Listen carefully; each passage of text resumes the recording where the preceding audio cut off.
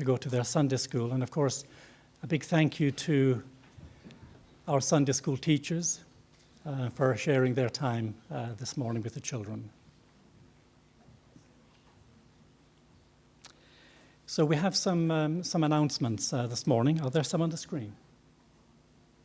Okay, next week we have home services, but I've got some more written down here actually.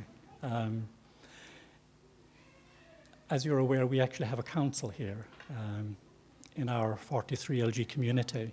That council will be meeting this afternoon to discuss how we can progress, how we can develop as a community here at Lancaster Gate. If anybody has anything at all that you would like to have raised in that meeting, please come and see me or Simon, and I promise you your words will be heard, and also you will receive feedback as well. This afternoon at 2 p.m. there's a Way of Tradition seminar downstairs in the cafe with Joanna Hartle. And so Joanna's at the back there. And again, I really want to thank Joanna for the amazing work she's doing. You know, she's so consistently there with the witnessing and the outreach and giving lectures as well. And practically lives in Lancaster Gate, I think, in fact. And next week we have a very special event here with UPF. It's a fundraiser for Africa. And I understand there are tickets on sale. Anne, would you like to say something about that?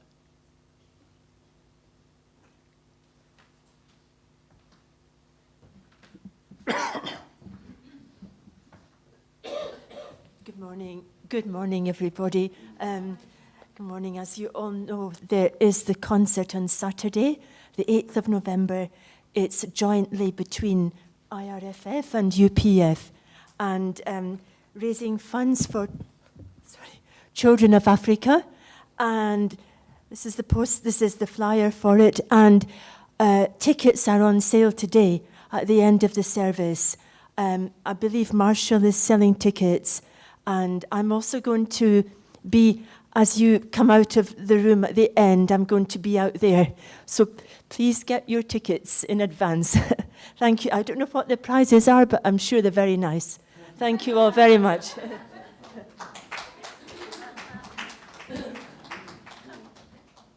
Thank you very much, Anne. So very shortly, we will invite Ashley to share his sermon with us today. And as I mentioned earlier, he will be speaking about love and appreciation. So I'd like to invite the band to the stage again to share some music with us before Ashley comes to give his sermon. Good morning. There's a short reading from Peace Message number 10. God created Adam and Eve and established them as the first ancestors of humankind, to form the model family and establish the ideal of peace. He committed himself completely to raising them as his son and daughter, who were to be encapsulations of the entire cosmos, mediators between the spiritual and physical worlds, and lords of creation, who would be joined with him through true love, true life, and true lineage. It was necessary for Adam and Eve to establish a model, peaceful, ideal family. God, the absolute being, created human beings as his children in order to instill in them absolute values on the basis of an absolute standard. Thus, human beings must follow the way of the absolute standard in keeping with the demands of the heavenly path. This means we must follow our destined life course in order to attend God, the absolute being, as our parent.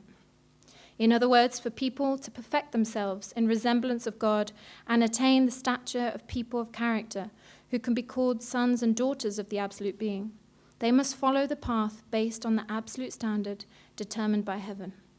The essence of this path is the standard of absolute sexual morality. The first stage is maintaining absolute sexual morality. In other words, a standard of absolute sexual purity prior to getting married. After we are born, we go through a process of growth. We pass through infancy and childhood in a very safe and secure environment under our parents' love and protection.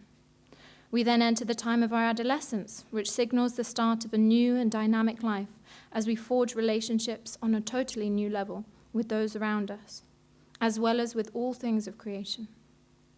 This is the moment when we begin to travel the path to becoming an absolute human being, internally through the perfection of our character, and externally by reaching adulthood.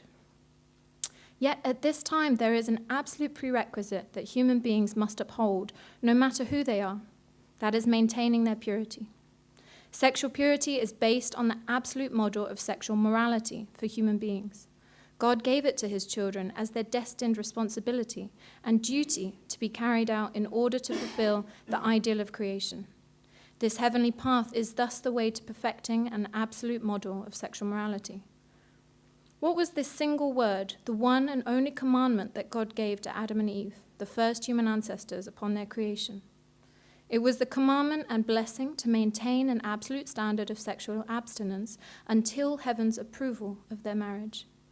We find this in the Bible passage that indicates that Adam and Eve would surely die on the day that they ate of the fruit of the knowledge of good and evil.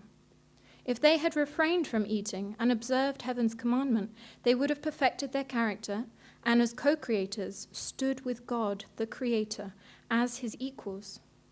Furthermore, they would have taken dominion over creation and become the lords of the universe, enjoying eternal and ideal happiness. It was God's blessing that he told them to preserve their purity so that they could be married with his blessing as his true children, become true husband and wife, produce true children, and become true parents. This deepens our understanding of this commandment. It was not something separate from absolute sexual morality, which is a principle of God's creation. The profound truth that lay hidden within God's commandment throughout history was this: human beings must inherit and live by a model of sexual morality that is intrinsic to God's ideal for creation, in order to perfect their individuality as God's children and establish themselves as lords of creation. Second is the absolute model of sexual morality in the relationship of husband and wife. More precious than life itself, this is the heavenly law of absolute fidelity. Husband and wife are eternal partners given to each other by heaven. Through having children, they become the co-creators of true love, true life, and true lineage, and the original source of that which is absolute, unique, unchanging, and eternal. This is because it is a heavenly principle that people cannot give birth to children by themselves, even if they live for 1,000 years. How can people who preserve their purity before marriage and become bonded together in purity as husband and wife by heaven deviate from the heavenly way and go astray, following the wrong path? Human beings are different from animals. If they understand God's purpose in creating them as his children, they will realize that wrong path is one of betrayal and defiance to the Creator beyond imagination. It is a path of destruction along which they dig their own graves. Resulting from the human fall, this path is outside the realm of the ideal of creation. Absolute sexual morality is the greatest blessing that heaven has bestowed on humankind. Without adhering to the standard of absolute sexual morality, the path to the perfection of one's character, to spiritual maturity, is closed. Furthermore, without securing the foundation of absolute sexual morality within a true family through perfected persons, it is impossible for God to establish his stature as a personal God, an incarnate God. In order for God, the absolute being, to have direct dominion over our lives and to live and share joy with us, we who were created as his object partners and children must assume the form of a perfected family based on the standard of absolute sexual morality, as God does. Thank you.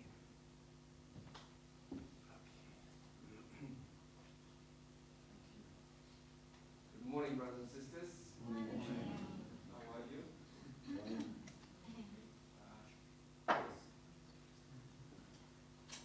I've got a microphone.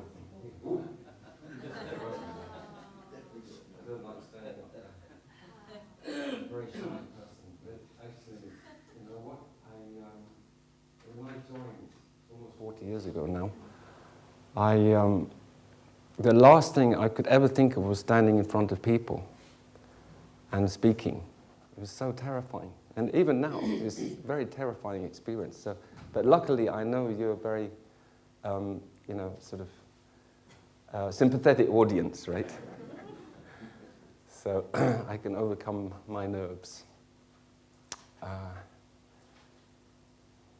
since then I taught more than 70 21-day workshops. That's part of my course in life. So God forced me to speak, right? Even though I'm definitely not very good at it, I feel. But God really forced me, pushed me, you know. He still does it all the time, you know.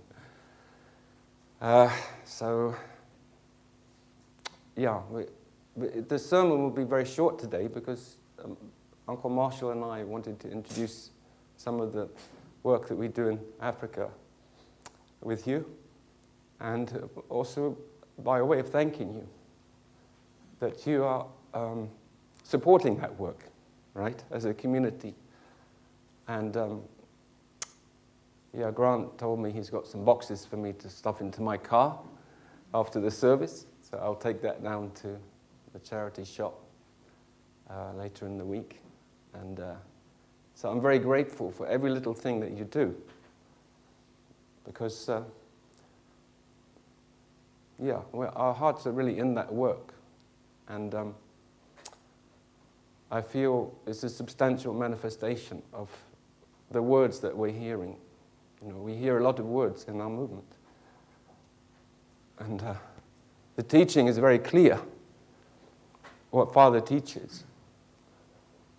But how much have I practiced myself? That is always the question I ask myself. You know. We heard the speech, really, that should be enough for a sermon, really, what we just heard, right? It's so crystal clear what we have to do, and yet it's so hard for us. You know. So we need to understand the devastation that was caused by the fall. And we need to understand, you know, not only God, but we need to understand Jesus. You know. Before we can really attend the parents, the true parents, we need to understand our destiny or our life course. What kind of life course am I walking? What do I have to restore? You know. Also, I need to understand my position, and that is that of a lost lamb. That is my position. Excuse me. I'm really sorry. It is hard for me to speak in front of you. I feel you're really God's heroes, every one of you. The fact that you're here by itself is testimony to that. You know, that you're living a life. You're trying to attend our Heavenly Parent. You're making efforts to attend true parents also.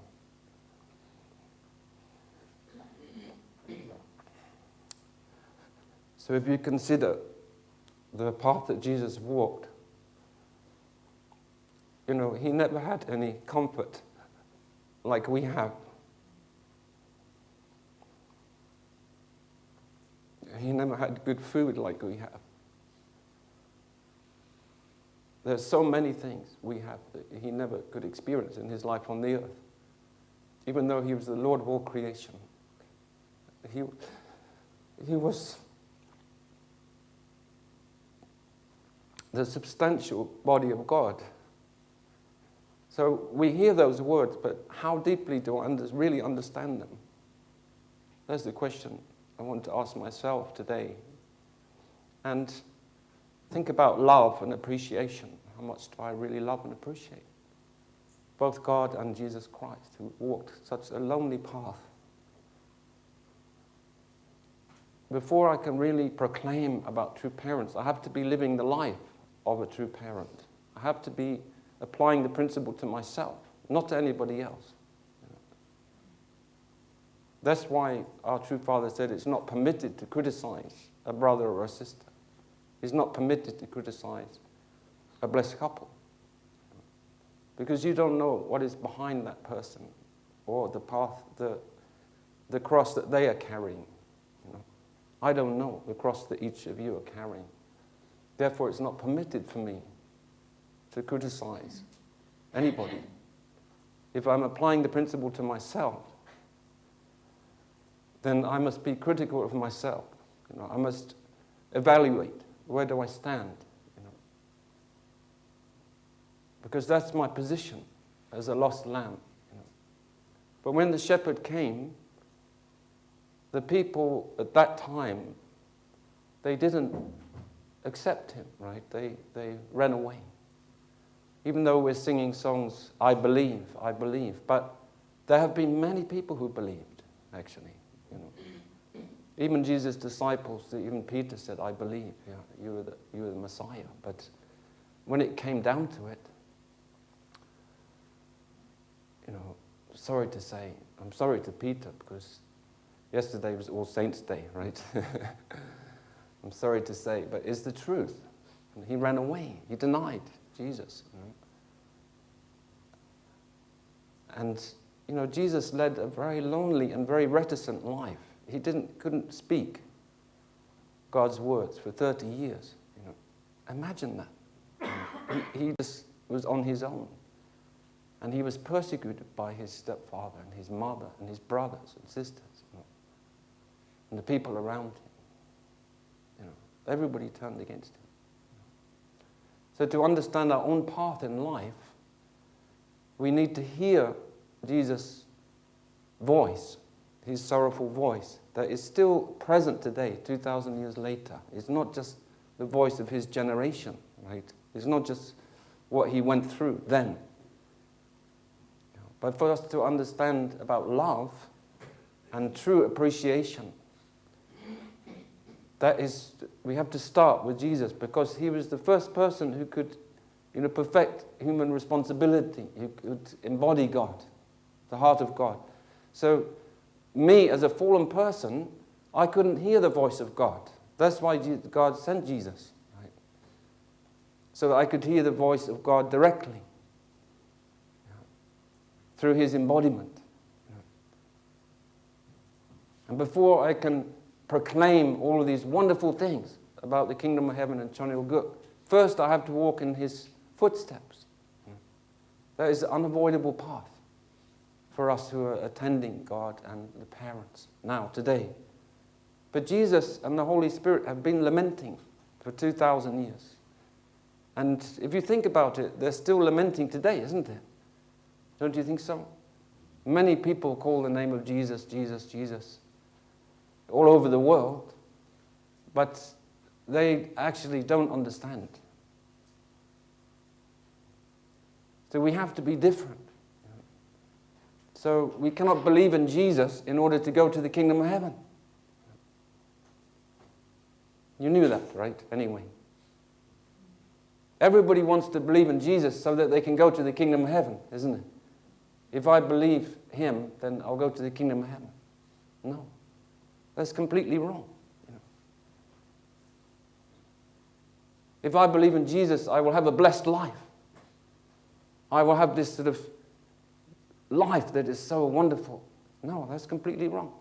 If we consider Jesus' life course, if I really believe in Jesus and I can hear his sorrowful voice calling me today, what should I do? I should walk the path of death, actually, because that's the path that he walked. So I have to die to myself. I have to be willing to go the way of the cross. That's why Jesus said, if any man comes after me, doesn't carry his cross, he's not worthy of me. Those words are very harsh. I can stand here and give you a nice sermon, about love and appreciation that is just sort of, more comfortable, maybe.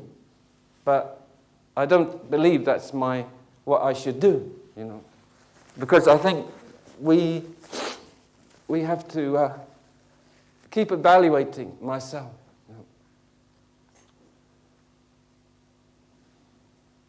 I've got prizes in my pocket, by the way. So the people at the front could see what that was. They'd be motivated. So, so the path that Jesus walked was a very lonely one. So sometimes in your life it's like that, right? In our life. And even though we have true parents, but how much do I know even my true father? Now he's in the spiritual world. How much do I really know him as my friend? Does he visit me in my dream? Does he guide my daily life, my conscience? I have to evaluate all the time. The true Father is with us, but how much can I feel that? How much can I experience that? That is the question for all of us. So before we give love and appreciation to each other, we must start with heaven and understand our position, towards heaven, towards our heavenly parent and towards true parents, based on the life that we are living, which is, we should be living in the footsteps of Jesus, right? And then by doing that, we can substantiate the principle. Right? It's one thing to talk about the principle. We can talk till kingdom come, actually. And sometimes I think there's too many words in our movement. We have so much words and so much, understanding, and we want to create new systems, and we want to, that's all good. That's all good, yeah? Everything is good. But without the tears of God, we cannot really substantiate the principle. The way back to God for a lost lamb like myself, is only through tears. Yeah. So how much do I shed tears when I pray, when I'm starting my day in front of God, thinking about this world, the way it is, Don't you think God is lamenting still today? We think everything's great now because true parents accomplished everything. Now it's Chanilguk, right? Age of restoration is over. So we can just kick back and enjoy our ideal family. And that's it. But then, if you look out at the world, it's kind of scary, isn't it? Don't you think so? It's kind of scary. The devil is out of control out there, actually. Especially centering on the sexual organ. That is how Satan is trapping millions and millions of people, through this. And our society, culture here is descending into chaos because of that, right? Don't you agree? Yeah. It is absolute chaos out there, I was hearing the I listen to Radio 4 sometimes. I heard the education secretary trying to justify why millions of pounds are being put into the schools to prevent homosexual children from being persecuted by other children, But then the question in my mind was, how do they know they're homosexual if they're only 10 years old, right? How do they know that? That is really peculiar, right? That's just one little tiny thing, isn't it? But there are so many things going on, My son came to my wife recently and said, those protocols you put in the computer, they don't work anymore. And he showed her how to put in the check. You know what I mean? Like to prevent pornography coming onto your internet, And he instructed my wife, because both my wife and I, we don't know about these things. So you who are parents, a little bit older ones maybe people like Simon, younger ones, But we don't know about technology, so we don't even know what our kids are doing. We have no idea. Yeah. So it is a scary world out there. So we have to be the model. We have to embody the principle in our life. So really what we heard from Father's words should be enough. How I should conduct my life. We heard about absolute sexual morality. That is love. We cannot speak about love without absolute sexual morality. Don't you think so? Yes? Or no? Yes, right? But you hear the word love spoken all the time in this world, don't you? You hear people singing about it, and I love you, and all this wonderful stuff, but we have no idea what love is. If we look at Jesus' life, what is love? Love is sacrifice. Love is hardship. Love is taking up the cross. Even fasting 40 days and nights in order to restore 4,000 years that was lost when people didn't believe in him. You know, being confronted by the devil. You know, that is love. You know.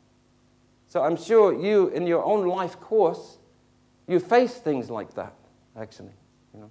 For me, some of you I know very well, others I don't know so well. You're all my heroes, because the ones I know well, you are my heroes. Right? Like this man here, Malumba, and Simon, and Uncle Marshall. There's a few of I know well. There's a few Wait members. You're all my heroes, actually, you know, because of the path that you are walking. You know, is so precious, you know. But we need to reflect again, still. Am I really properly aligned with God in my life? You know? So maybe I should tell you a little bit about myself, because you probably have no idea who is this person standing up here and, you know, talking about Jesus and all that. Well, actually, it's lovely to hear Tom's voice this morning, because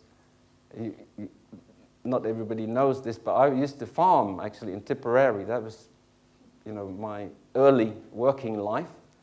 And I really, I loved it over there. I'm actually part English, part Irish, and part Jewish is my background, right? And so I went over to Ireland and was farming there. And I had these experiences with Jesus, actually, where I heard Jesus' voice and I could feel his tears. Sometimes I sat in the church, I look up at the cross, and I would just feel so miserable, actually. And I used to think, how is that saving the world? You know, how is the world saved? You know, even though we call him the Savior. Anyway, to cut a long story short, that really began my sort of search for an answer to that question. I had the question, why did Jesus have to die? If he really was the Messiah, why did he have to die? You know. So then I found my way to America, and then I joined a long, long time ago now. A lot of you were not born then, right? I'm still hanging around, even now, just like you, right? Even though I'm the most unworthy person, but somehow I'm here, you know. I could never go anywhere else. Once I heard the Divine Principle, that was it, you know. I realized that this is my life. You know. I have to attend the Messiah, the returning Jesus, you know. I mustn't make the same mistake as the ancestors, you know. So yesterday was All Souls Day, you know, or it's also called All Saints Day, isn't it? All Saints Day. And then the evening before, what happens? Halloween, right? That means All Hallows Eve, actually. It's a sort of shortening of All Hallows Eve, or All Saints, the evening before. Because before the saints can descend, as they've descended with us today, then the evil spirits come out, right? So my daughter wanted to have a party on Halloween, right? This is the dilemma that faces us as parents, right? It's the one holiday I just can't get on with, you know. It's just like, it's a creation of people in the 1960s, actually, really, Halloween, in America, where they wanted to make money. So then make all these costumes and all that, you know. It's like completely new phenomena. It's not like Thanksgiving or Harvest Festival or, you know, the more heavenly things that I remember as a child. We always used to have Harvest Festival at this time of year. And we'd bring all the fruit and all the cans and all the things would be up at the front of the church. And then you would give away all that to the poor, right, in the following week. So that was the tradition I grew up with, you know. And so Halloween, I really struggle with Halloween. But then what do I do, you know? I don't want to be some kind of fuddy-duddy, you know, old-fashioned dad that's just, you know, sort of some religious fanatic who, you know, so intolerant, you know. I think that's what my daughter thinks sometimes, actually. But anyway, I said, okay. But anyway, in the end, we invited Ruth, and Cation came, right, to monitor. This is about 20 people in our house on Friday night, right? And I just thank the Lord that Ruth and Cation came, because I think they sort of could have, older sisters could be there and could sort of watch over what was going on, And so I'm very grateful to them, actually. So as parents and as disciples or children of true parents, we face all these kind of things all the time, right? Should we compromise or not? It's difficult, isn't it? Don't you think so? It's a difficult path. I mean, I don't really know what to say to you about love and appreciation, only that we should live it. That's our title. Only that we should live it. We should really appreciate all the ancestors. The tradition I grew up in also, on All Saints' Day, we'd light a candle and you pray for your ancestors. You pray for the grandparents and so on, and think about their life and remember. Next Sunday is Remembrance Sunday also, isn't it? So you can see my poppy here. So a bit of family history. My grandfather was the youngest colonel in the British Army in history. But he always used to say the reason that happened was because so many people died, and more worthy people than himself. That is a story, really, the life that he lived in the front lines. And then my father, who's wounded twice in the war. So it's a miracle that I'm even here. I often think about that, So appreciation has to start with history, isn't it? Appreciation to our heavenly parent and to Jesus and to all the saints and to our ancestors and to our parents, most of all. Because for better or for worse, God used our parents to bring us into the world. They gave us life. Right? So we should honor our parents, like the Bible says. So really honor our parents, whatever our situation. Yeah. So we think, if we think about the foundation on which we stand, we have so many blessings today. We have a lot of external blessings also, and those external blessings can sometimes blind us to the internal reality. You know what I mean? Jesus said you should seek first the kingdom of heaven, and all these things will be given to you. Yeah. Don't be anxious about your life, what you should eat or drink, what you should wear. Consider the nature, the birds, the flowers. Live close to nature. Right? Love nature as if you were the one that created it. We need to have that kind of intimate relationship with the natural world. In Father's autobiography, he says, a child learns so much more from the natural world than he or she ever could by reading a book. That's really interesting. Very revolutionary, right? We think in the books, that's where I'll find it, what I'm looking for.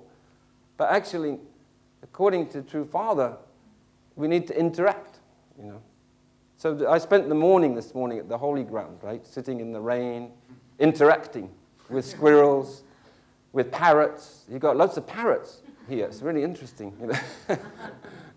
And then magpies are coming around. Magpies, 1, 2, 3. 1 for sorrow, 2 for joy, 3 for a girl, and 4 for a boy, right? So I saw 1, then I saw 2, then I saw 3. I thought, oh, you're giving me some message here, And the squirrels are so tame. So actually, if you live here, you're very lucky. You have a sort of Garden of Eden right next to you, right? Such a fantastic atmosphere. All those huge autumn leaves from the plane trees are being blown in the wind. And the raindrops are so sweet. Everything is so, giving us a message of love, isn't it? And the creation. So that's what we need to interact with the creation, as if we are really the owners. So that's the third thing.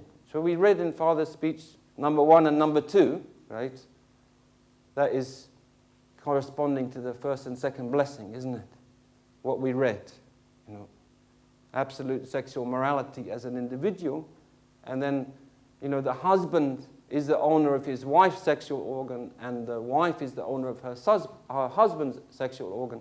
That is the fundamental principle. And then the third blessing is to love the creation, right? To love the creation as the extension of my own body, to take care of the creation, to really appreciate the creation. Yeah. So how much do we appreciate? We're going to show some movies in a minute where you see kids, they don't have fresh water, they don't have doctors, they don't have enough food to eat. There's so many kids like that in the world, you know. So how much do I really appreciate when I'm turning on the tap to brush my teeth? You know, how much do I really appreciate that water? Do I actually talk to the water to say thank you? You know? So love isn't some nice feeling, just horizontal. You know, it's an action. You know, somebody said love is a verb, right? It's not a noun. It's a verb. It's an action. You know, how I live my life with real appreciation towards God and to the creation around me. You know.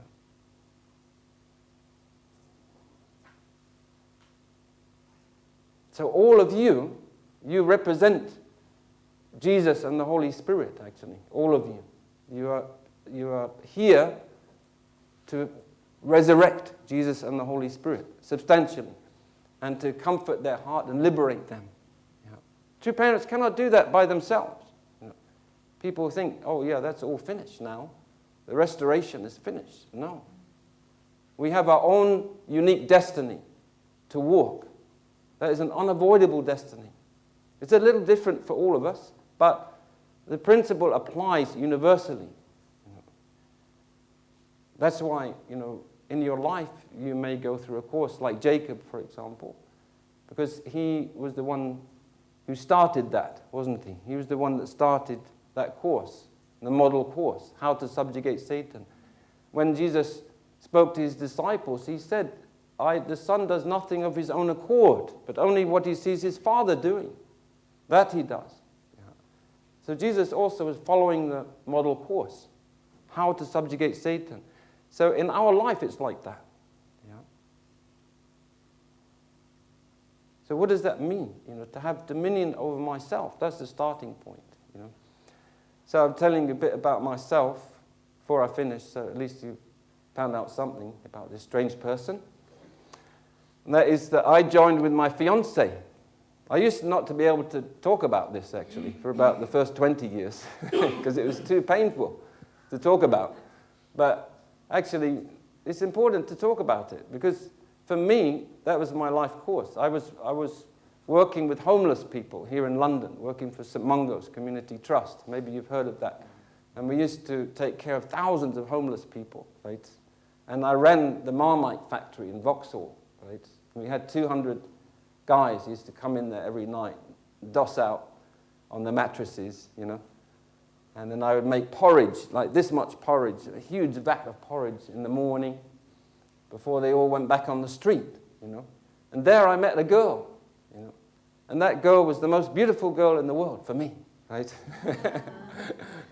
I was so in love. I couldn't speak to her for about 2 months, you know, because I'm a very shy person. I really couldn't, actually. I thought she was like Florence Nightingale, or, you know, this sort of saintly person, you know.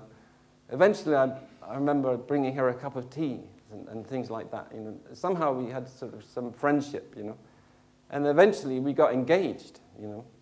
So then we were going to get married. But we decided before we get married, then we'll go to America. And that's when we joined our movement, right?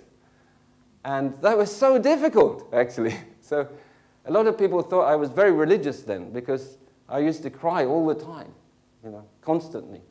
And they thought I was so connected to God, you know, but actually they didn't know my secret. I was just totally miserable, because I knew because God had called me, that I was going to have to give up this thing that was really the light of my life, this person, right? It's like so crazy, difficult. Anyway, I decided I have to do this. And it was, one moonlit night, actually, where some of you heard about Camp K, right? Or Makama Hill. one moonlit night, we got away from our chaperones and we went down to the river to pray together, actually, me and her. And we made this prayer to God, and we just wept. And we said, God, okay, our life is in your hands. It's okay. Whatever you want to do with us, you know. So for me, that was a challenging time. And then when I went to the matching, you know, some years later, and then also, actually, it was in the Grand Ballroom in America and in New York. And I saw my former fiancée get matched by True Father, right? And she was in the room. Because I had been trained, really, and I still believe I did the right thing, you know. That an offering has no mouth. You know. That was my training with Tiger Park, right? Now, some of you might think, oh, is this a mad person, right? It's maybe difficult to understand. But I'm just telling you, that's who I am, you know. I felt an offering has no mouth. So some brothers and sisters say, why didn't you say something to Father? Or why didn't you get Tiger Park to say something to Father? You joined with your fiancé, didn't you? I said, no, but if Father wants us to be blessed, then he will bless us. You know. So I thought, you know, this is the way for me anyway. And so, but when I saw her getting matched, then I completely broke down. I'm telling you honestly. I just started to weep uncontrollably. I realized what I'd done. You know, I'd thrown my life. Again, I'd reached 0 point completely. And I ran out of the room. I'm sure Father must have wondered, who is that person running out of the room? He probably knew, actually. Anyway, that night, I didn't go back in to the matching room. I just prayed. I went to the prayer room. But that was the one time in my life I heard Satan laughing, actually. I actually heard the devil laughing at me and saying, I won't repeat what he said, but nasty things about true parents and nasty things. And telling me I'd thrown my life away. I was completely mad and all this, you know. And then finally I decided in the morning, I'm going back in, you know. I'm going back in because I believe in my Father. I believe in my true Father. So I went back in, and then 5 minutes later, Auntie Susan, who's my wife, she was pushed into me by Father, right? But like this. And she just arrived from Australia, actually. She just arrived that morning. So she actually wasn't there the day before. So it was kind of interesting. And then we just sort of, she must have wondered, what kind of person is this that I got matched to? She's probably still wondering, actually. I'm such a difficult person to live with, you know. But anyway, she must have been wondering because, you know, I had been doing 40 hours fundraising, I remember, before the matching. You know, suddenly we were called to the matching, right? And I was in a terrible state, having not slept and all that. But she just said, you believe in true parents, right? You believe in God and true parents, and you have absolute faith. I said, yeah, that's it. That's our life. So we didn't have much of a discussion. We just started from there. And actually, that's real romance. You know, I experienced over the years. That's real romance. You start maybe as strangers, but she was a missionary in the Solomon Islands after the blessing, right? She went there, and I used to pray for her every day, and then I would have dreams about her. And then we would, in those days you had these cassette tapes, right? So I used to send her songs of me singing, playing guitar and singing, right? Things like that.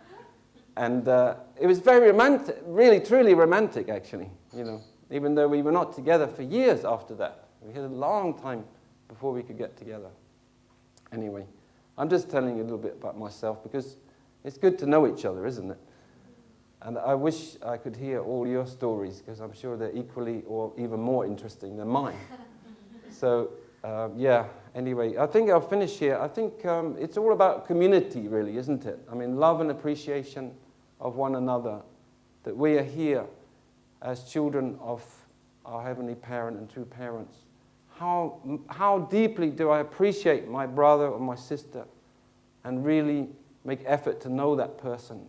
That is also my challenge in the community, right? To build a loving community. That is what God truly wants us to do. You with me? Yeah.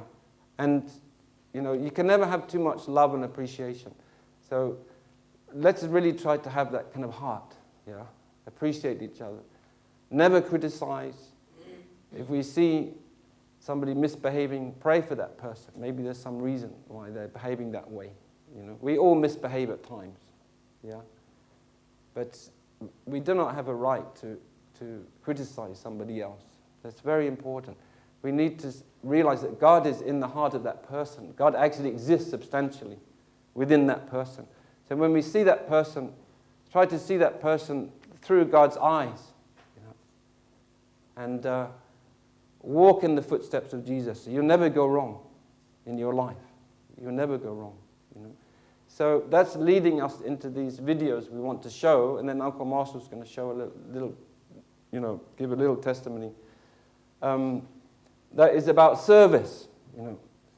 So Jesus actually couldn't speak all the words that he wanted to speak. You know that, right? So how did he demonstrate the love of God? It was through service, you know, through washing the disciples' feet, through serving the poor, through healing the sick. You know, he did this kind of service. So I think, you know, in reality, even though we are living in Chernobyl now, but in reality, the same things happen to true parents as to happen to Jesus, isn't it? The most of Christianity could not receive the true parents, just like Judaism 2,000 years ago.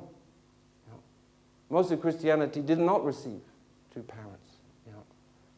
So even when Father was in the prison in North Korea and Mrs. Ho was there in another cell, right? And her husband was in the cell with Father. Yeah? But her husband said, no, I follow my wife, not you. You know, how tragic was that? You know, that's the kind of course Father went all his life like that. You know, suffering rejection after rejection. Because all those people in that kind of role, John the Baptist's role, they couldn't succeed. You know. So therefore, we are very naive and wrong, actually, to think that we can just teach the principle and proclaim the truth of the true parents and people will just come, right? Because that won't happen. Believe me, it won't happen. We have to walk the path of service and sacrifice, you know. Then based on that, people will want to know what is our motivation, you know, what is our heart behind that. We have to build an ideal community, you know. And then people want to know, okay, how come you have that kind of friendship in your life? You have that kind of brothers and sisters in your life. Yeah? Yeah? And then people will be just attracted, like a bee is attracted to the flower, right? They'll be attracted to that. Yeah. But sometimes we get it all the wrong way around. We think, if I go out on the street and witness, then that will work. I'm not against that. I do that actually most Wednesdays. I do that with the Japanese sisters. I enjoy that. But in the end, it's the kind of community that we build and the kind of service that we do. That is how people will come to be curious about who true parents are and what is the principle. You know? So that's the premise on which I'm going to show you a few videos now. Are you ready, Damon? Thank you. So just a few short excerpts, because I know your time is valuable, and we don't want to be too long. It's already too long, isn't it? Sorry, I'm trying to... Okay, so all of these are less than 3 minutes. Some of them are just 1 minute. This is a video that we made together with Wait Uganda and other abstinence groups. Yeah. So just you can just sit back and reflect, and think about this. This is about killing my brother. It's all about fighting HIV. Right? So there's 22 million people who have HIV in sub-Saharan Africa. So we really felt, Marshall and myself, we really felt, both our Heavenly Parent and two parents really need us to do something about this. They need us to lead the way, actually. Because other people, they don't actually know how that grieves God. They don't really know how that situation is affecting God. So, yeah. So you can just feel something from that. You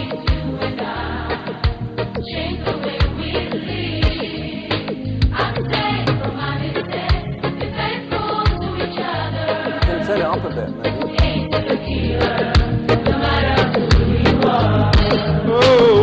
Mazima tusobola nnyo okuteeka ekkomo ku siriimu singa tubeera beesigwa mu bufumbo bwaffe.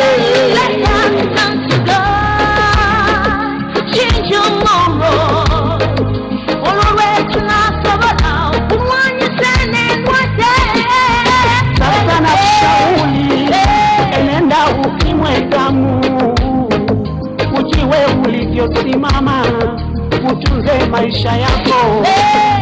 Nanje kibeera kisobola okumulwanya abaana baluse abone imibeereko.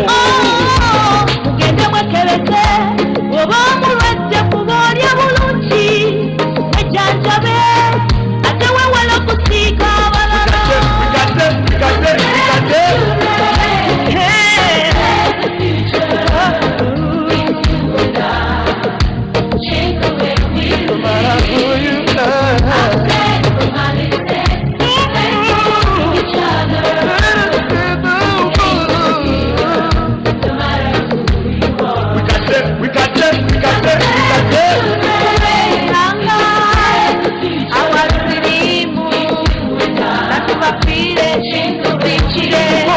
Sonula montana gabana baffe mukadira tabagenda tebadda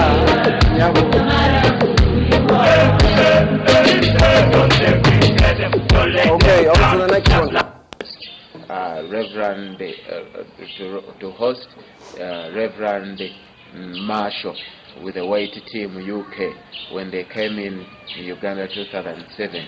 And being one of the organizers, Okay, can you pause it just for a second? Weight Convention. I'll just explain who this is. This is Tadeo Buyunza Kayanda, who is the director of the Weight Project in Uganda. And I didn't have time to show you the whole interview, but actually both his parents died of AIDS. So when we first met him in 2007, he was helping us to go around schools and even to the military academy, different places, to give the message about the principle. And he just really took that on himself to develop that project. So now he has literally, thousands of people he has taught all around the country. He teaches at the National Police Academy, in various places, in schools, and he does service projects, service work, And it's through doing that work he came to understand about true parents. Before that, he didn't really know. But by doing that work together, and creating a teamwork, and saving lives, then Tadeo is really a hero of mine today. So I just wanted to tell you about him a little bit. He's about 28 years old now, and the IRFF provided a scholarship for him. He studies in the Makerere University now, so training for his future leadership. And his goal is to stamp out AIDS from East Africa completely. He has such an absolute mind, So you can just hear a little bit of his interview. It's very short, but give you some idea. Various places and districts, we are so blessed to be part of them.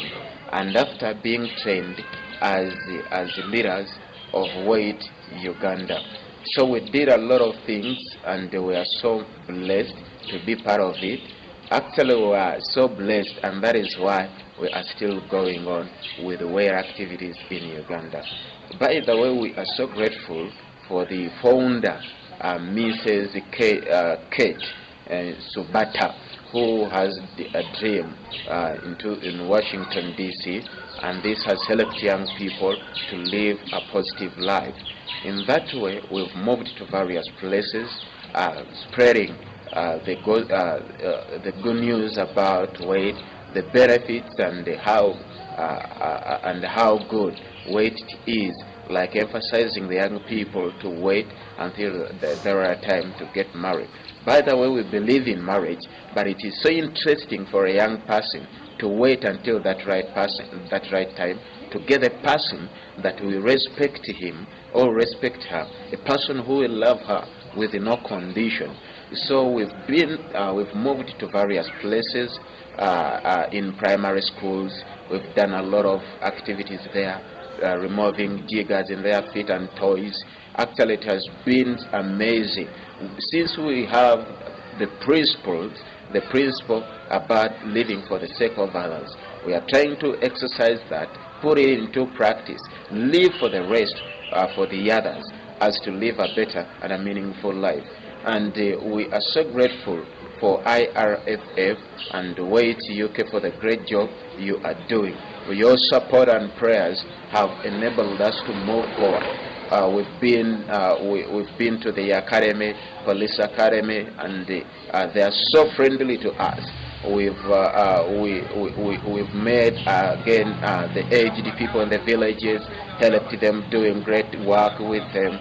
The sustainable agriculture, helping the elders, like fetching water, comforting them, putting on shelters. So it is an amazing work. We want to thank Dr. Ashley.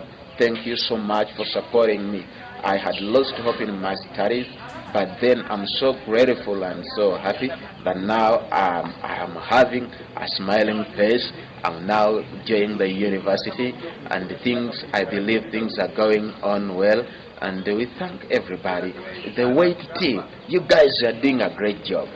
Dr. Marshall, big hugs. Melanie, every Wait team member, you are doing such an incredible work. And may God richly bless you for supporting us and standing with us always.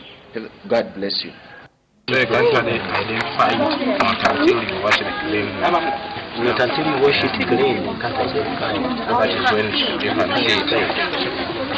So this next little short excerpt is showing a medical project, right? A mobile medical team, for which I'm very grateful to Mitty and to all of you. I know you did your jam jar project and all kinds of things to help us, and we're very grateful for that. And how come it stopped?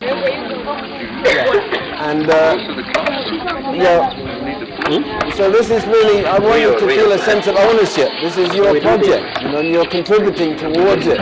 Even if you just bring some small things to sell at the charity shop, or you raise a few pennies, bake some cookies or whatever, every little bit helps. And recently we were able to purchase a 4x4 vehicle, so now we have a vehicle for this project. We can reach thousands more children than we ever could before. And that's again thanks to many more generous donations. We are going to put in healing oil. Yeah, this is all good, yeah. So, are these this one?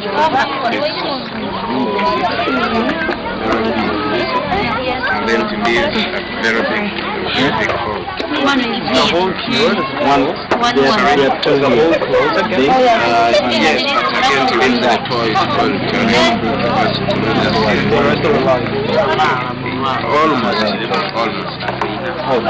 though they want to get well, but my eyes are not the best. The toys glasses remain. They don't I don't have glasses now. They are normal way.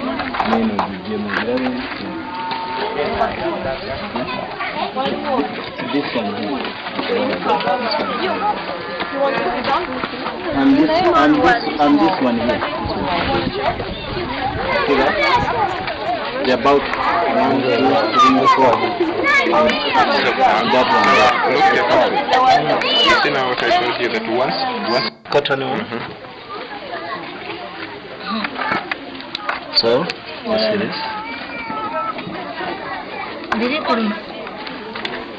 I think this was it is. It's not there maybe. No, it is there. Sir? I tell you why we decided to do this particular project is because nobody else is doing anything about it. No doctor will even set foot in those kind of villages. Because the doctors, they want to get paid for what they do, right? So that's why we created this project, because we felt that is the way that both God and Jesus and our two parents are guiding us. We should start with the children's feet. That way we can demonstrate the love of God. But, as you say, I mean... Okay, you can go on to the next one now.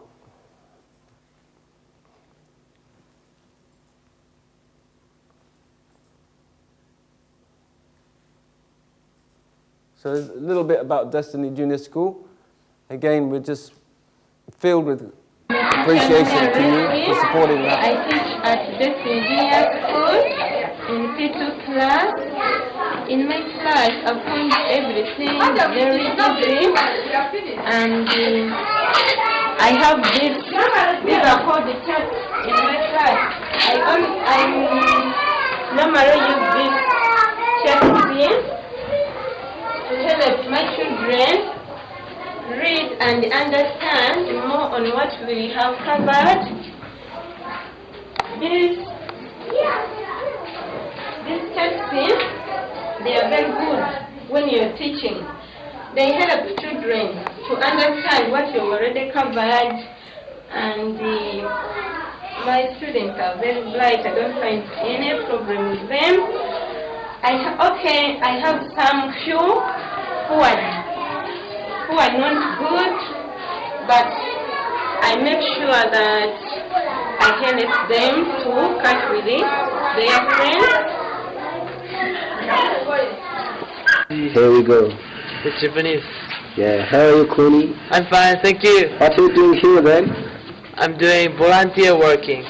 Now we are doing plastering at Destiny School. Where is Destiny? Which country is Destiny? Which country is Destiny? Ah, Uganda. Uganda? Yeah. Have you liked Uganda? Uganda is amazing. Why are you volunteering to help Destiny? Why? Why? Because we want to do something for Africa, this time for Uganda. So we are part of SDF, and of this missionary 1 year, where we came to Uganda to help a little bit. Oh yeah. Oh, have you found Uganda? No, this is the first time. So are you opting to come back to Uganda? Yeah, in the future. The future? At least once in my life, I will come back. Are you sure? Yeah, I'm 100% sure. What's your name again? Kuni, from Japan. From Japan. Thank you. Have a bye-bye. Thank you. Teacher Maria Badaru. The class I'm handling from baby, middle, and top class. The school is called Destiny Junior School in Sibiri.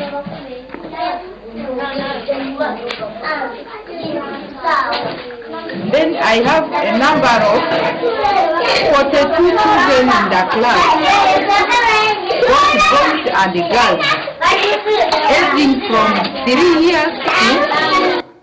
Schools like Destiny? There are no schools like Destiny. Why? That's why we come to help Destiny. We come to make it a better school. The Modivo? They're completely developed. We have computers in almost every single room. Are you sure? So one day, Destiny is going to be like that as well. We can have hope for the future. Okay. Thank you. Thank you as well. All right. Bye-bye, Destiny.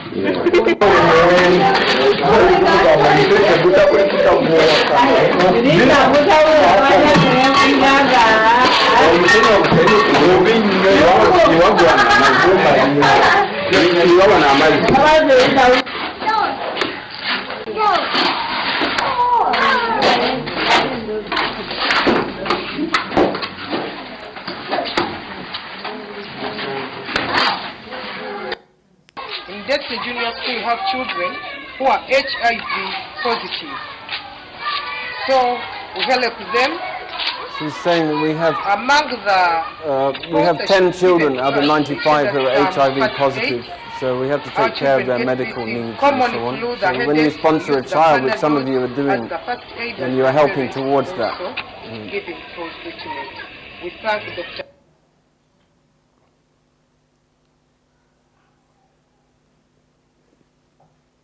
oluwa ebibala ebirungi eby'omwoyo n'eby'omubiri era okusinga byonna olw'okusitula eggwanga lyaffe nga tuyita mwana yesu kristo mukama waffe. Now the honorable pumps the first water. Well, there it comes. Can we clap for that? There it comes. Hey. Okay, I think that's enough actually. Isn't it? Can you do it again? Okay, yeah, so just to give you a bit of news,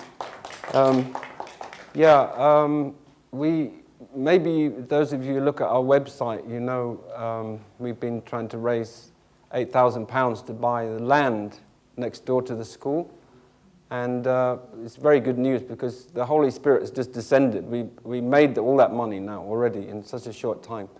So we're able to buy land and build 4 more classrooms. So, because we have the problem is, until now, we only have P1 to P4. So when the children finish P4, they haven't finished their primary school education, right?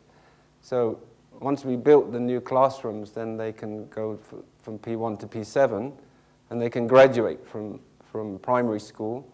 And hopefully some of them, I'm sure not all of them, because I know their situations, some of them will be able to go to secondary school, but many will not. But at least they'll graduate from primary school. So it's all a work in progress. And again, we just really thank you for any prayers or any help at all, any substantial help that you are already giving, many of you. And we're very grateful. And we just want you to feel that it's your project. It belongs to all of us as children of true parents. And thank you so much for your heart, your interest.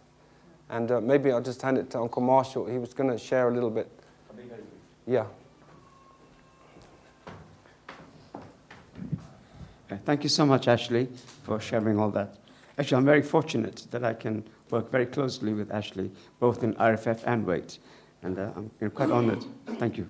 I did show the video that Patrick made when I came back from Uganda, and I shared some of the things that we did there. But what I didn't share with you, and I'm only going to take a couple of minutes, is like my feelings. I didn't share like a testimony. I shared the things we did last time. But for me, it was a real blessing to go to Uganda after 7 years. As Ashley said, in 2007, Ashley, myself, and Naomi Sato, and 10 WAIT members, 13 of us in total, went and started WAIT Uganda. And it was an incredible program that we had there for 2 weeks. Very expensive, but it was really, we sowed the seeds. And now, 7 years later, we're seeing some fantastic work being done there. As Tadeo, the director of WAIT in Uganda, always says, it's that foundation of 2007 that has led to all of this. So it was a privilege, to do that in 2007. And I went recently with Patrick German as part of a fundraising committee member. We went there to do some filming and to see each of the projects, interview people, see how the projects could be developed. And for me, it was, like I say, a real blessing, a pleasure and a blessing to go there to see what really has been developed. I heard reports from Ashley and Tadeo and from RFF, Robert Mugeza, but it's another thing to go and actually see the project, to meet the children, to meet the project directors and the volunteers and so on. So it was really something special for me to do that. And I can see how something that we started 7 years ago has really developed. If you think about the number of partnerships that have been created, the number of wonderful people who've come to know the principle through this work, as Ashley was explaining, through the service work that IRFF and WAIT has done. And just to mention to you just a few of them, we have some fantastic contacts in primary school, the Butali Mixed Primary School. His name is Francis. He's so blessed. He says he's very blessed to have known us and to do all the work we're doing there, not just with the children, but also the agricultural work. We teach not only abstinence as we do in WAIT, but also agricultural projects to help them, because it's one thing to teach the word, but people have to survive. You've got to also help them to make a living. There's poverty in Africa, and so actually they go together. Education and of heart and mind go together with education of food, for physical food as well. So we work. That's how we work with RFF and WAIT. But for me, the highlight of my trip was giving a presentation, a lecture to 2,500 police academy cadets, cadets and young officers at the police academy in what's it called again? Masindi. Masindi. In Masindi. Yeah. That's the foundation of today, of visiting and meeting the the general in charge and so on. And I could see these 2,500, maybe you've seen that in the video, 2,500 young officers sitting down and they were told to bring notebooks and pens. And I was very honored that I could give a 30-minute talk on abstinence. There's a slideshow I give, it's called the 12 Reasons to Abstain Before Marriage. But I also encourage them not just to abstain before marriage, but also many of them already married. And I explain to them the key is to stay faithful. Because when they're sent on a mission, they leave their wives and children behind. And many of them catch AIDS because they sleep around. So I was explaining to them how important it is to avoid that, to think of their family, to pray for the family, think of the family, and keep them in their hearts. And then they'll be so much more blessed if they stayed pure. And so I was very grateful to be able to do that. And actually I was asked even to give a prayer to the whole academy afterwards.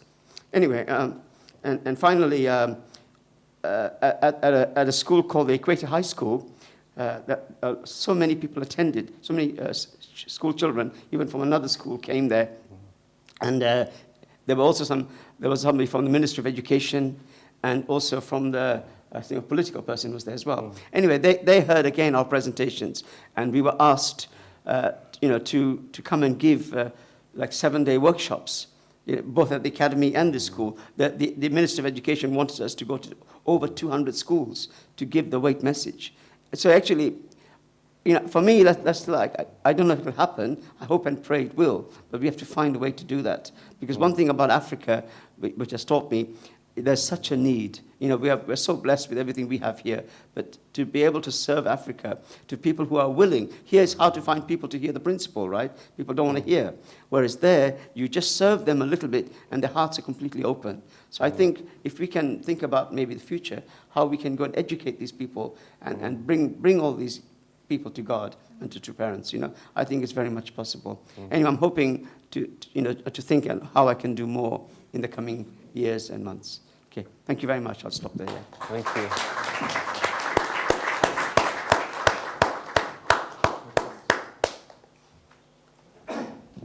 Thank you, Ashley. Thanks.